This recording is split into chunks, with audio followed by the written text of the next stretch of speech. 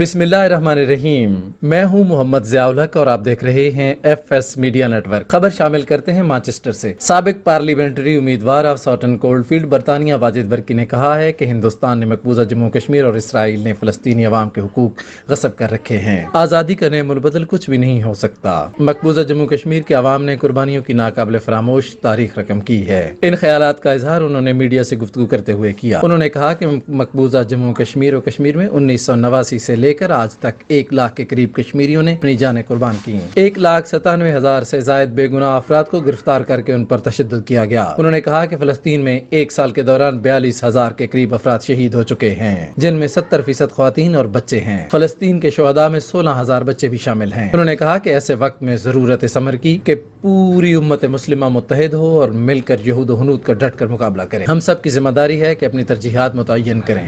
فلسطین اور مقبوضہ جموں کشمیر کے مظلوم و محکوم لوگوں کی آواز بنیں۔ مقبوضہ جموں کشمیر اور فلسطین کی آزادی ہماری ترجیح ہے۔ انہوں نے کہا کہ تحریک آزادی کشمیر کے لیے مؤثر انداز میں کردار ادا کرنا ہے۔ مقبوضہ جموں کشمیر کے عوام کو ایک بار پھر امید پیدا ہوئی ہے، ہم نے مل کر اس امید کو زندہ رکھنا ہے۔ انہوں نے کہا کہ آزادی کی تحریکوں میں عروج و زوال آتے ہیں، لیکن یہ تحریکیں ختم کبھی نہیں ہوتی۔